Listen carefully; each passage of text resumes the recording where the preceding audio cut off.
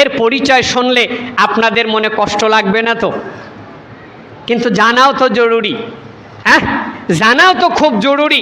যার কথাটা আল্লাহ সূরা কলমের 10 থেকে 13 নম্বর আয়াতে বলেছেন। সূরা কলম এটা আমার কথা না, আমার বাপদাদার কথা না। সূরা কলম আয়াত নাম্বার কত? 10 থেকে 13 নম্বর আয়াত। যেই মানুষটা আল্লাহর নবীর কাছে এসে নানাভাবে মিথ্যা শপথ করত, আল্লাহর নবীর কাছে বসে কথা শুনতো, আর ওই কথাগুলি গিয়ে কাফের, ফেরাউন, মুশরিক, বেদিনদের কাছে প্রচার করতো আর বলতো, শোনো, আরে আমি তো তোমাদেরই লোক, আমি শুধু মুহাম্মাদের কাছে যাই, তার কি দাবি, তার যে কেরামতি কি আছে, তার ভণ্ডামিগুলি বাস্তব চাক্ষুষ প্রমাণে উপলব্ধি করার জন্য জোরে কর নাউজুবিল্লাহ। এর নাম ছিল কি জানেন? এর নাম এসেছে দুইটা নাম হাদিসে এসেছে। তার একটা নাম হলো আখনাস বিন শাকির সাকাফি, আর আরেকটা নাম তার এসেছে হলো ওলিদ বিন মুগিরা মাখজুমি। তবে অধিকাংশ উলামায়ে কেরাম পরের নামটাই উল্লেখ করেছেন যে এই লোকটা ছিল ওলিদ বিন মুগিরা মাখজুমি, এটাই তার নাম। আল্লাহ সুবহানাহু ওয়া তাআলা এর পরিচয় দিলেন যখনই এই মানুষটা কাছে আসতো, এত সুন্দর মিষ্টি হাসি দিয়ে আল্লাহর নবীকে সম্মান করতেন। আল্লাহর নবী মনে মনে আল্লাহর নবী ভাবতেন যে মনে হয় ও আসলেই আমার একজন সাহাবী ও মুসলমান মানে হয়ে গিয়েছে কালেমা শাহাদত পড়ে। যার কারণে আল্লাহর নবী কোনো কথা, কোনো কিছু এই ওলিদ বিন মুগিরা মাখজুমির কাছে বলতে কোনো দ্বিধাবোধ করতো না। যেরকম সুবহানাল্লাহ। এক পর্যায়ে 1 দিন, 2 দিন, 5 দিন, 1 মাস, 2 মাস, 1 বছর, 2 বছর এই ওলিদ বিন মুগিরা মাখজুমির এই দুরাচার, এই মুনাফিকি প্রকাশ পেয়ে গেল আল্লাহর নবীর কাছে। নবী গো, ও আপনার কাছে মিষ্টি কথা কয়, আপনার কাছে সুন্দর আচরণ করে, আপনার সকল গোপন তথ্য সংগ্রহ করে সমস্ত কাফের মুশরিকদের কাছে গিয়ে বলে, জোরে জোরে কান নাউজুবিল্লাহ। এই কথা যখন আল্লাহর নবীর কাছে প্রকাশ পেয়ে গেল, আল্লাহর নবী খুব মনে কষ্ট পেলেন।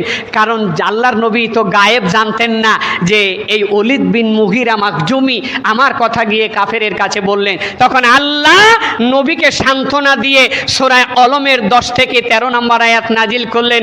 ও নবী, আরে ও তো এক আচরণ করবেই, কারণ পৃথিবীতে একটা ব্যক্তির আচরণ এরকম হবে, সামনে দেখা হলে হাই স্যার, জি স্যার, নমস্কার, যেন মনে হবে কদমবুসি করবে, সালাম দিবে, সুমা দিবে, পিছনে গিয়েই আপনার তলে তলে নাড়ি কাটবে, আপনারকে ধ্বংস করার সকল পরিকল্পনা করবে।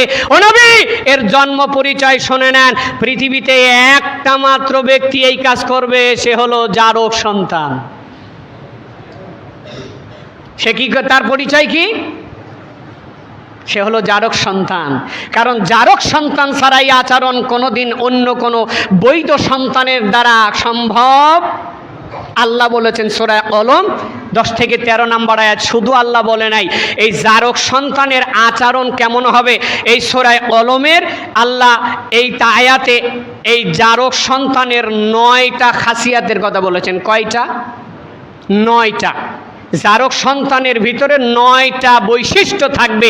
তার ভিতরে 1 নাম্বার হলো, আল্লাহ বলছেন বিসমিল্লাহির রহমানির রহিম ওয়ালা তুতলা কুল্লা হাল্লাফিম মাহিন। আল্লাহ বলছেন, নবী গো, জারক সন্তানের 9টা বৈশিষ্ট্যর ভিতরে 1 নাম্বার বৈশিষ্ট্য হলো এ একাধিক শপথকারী হবে। কি হবে? একাধিক শপথকারী হবে। আল্লাহর কসম, খোদার কসম, হ্যাঁ, এই কসম, সেই কসম, কোরআনের কসম, বিদ্যার কসম, ব্যবসার কসম, মানে কসম করতে তার কোনো দ্বিধাবোধ হবে না।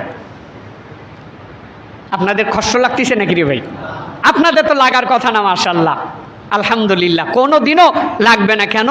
কারণ আমরা মুসলিম চিরনবীর, যেরকম কথা, ঠিক নেবে ঠিক। তবে আপনাদের সতর্ক হওয়ার দরকার আছে না নাই? এই আচরণগুলি, এই 9টা আচরণ, কারণ প্রত্যেকটা সমাজে এই রকমের কিন্তু অবৈধ সন্তান 2-4 জন করে আছে। আপনাদের এলাকায় আছে কি না ওয়াল্লাহি আমি কিন্তু জানি না, ওয়াল্লাহি আমি কিন্তু জানি না। তবে আমি দেখেছি, বাস্তবে আমি দেখেছি। আর এই সূরা কলমের এই 10 থেকে 13 নম্বর আয়াত প্রত্যেকটি আল্লাহর কথার, তার ভিতরে আমি মিল পেয়েছি। আমি তার ভিতরে মিল পেয়েছি। পরে আমি পরিচয় নিয়ে দেখেছি যে না, তার জন্মের সমস্যা আছে।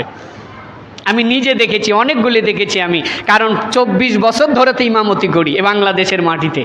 24 বছর কমপক্ষে হলো 20টা মসজিদের দায়িত্ব পালন করেছি। ঢাকা, টাঙ্গাইল, গাজীপুর, পাবনা, বিভিন্ন ডিস্ট্রিক্টে আমি দেখেছি যে আল্লাহ যে এই অবৈধ সন্তানের যে বৈশিষ্ট্যগুলি বলেছেন, তার 1 নাম্বার কি? সে একাধিক শপথ গ্রহণকারী হবে। 2 নাম্বার, এই ব্যক্তি বেশি হবে পর নিন্দাকারী। কি হবে?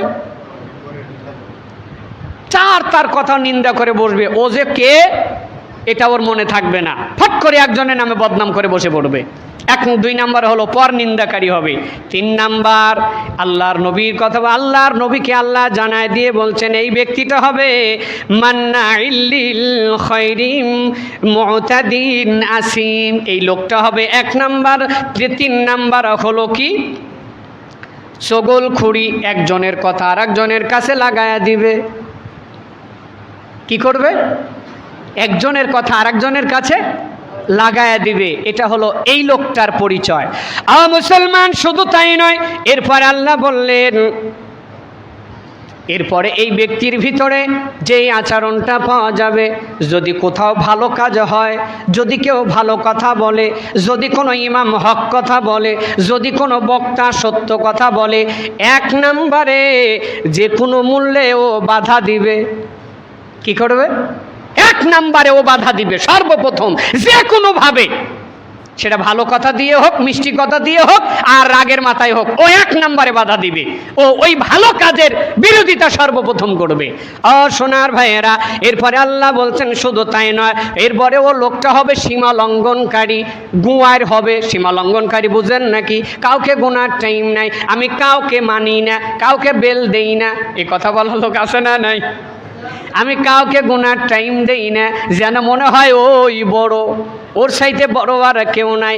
আল্লাহ বলছেন এটা জারক সন্তানের আচরণ। ও কাউকে গুনার টাইম দিবে না, অত্যন্ত অহংকারী হবে, পা যেন মাটিতে পড়ে না, সম্মান, কে সম্মানী আর কে ছোট বড়, কাউকে গুনার টাইম দেবে না।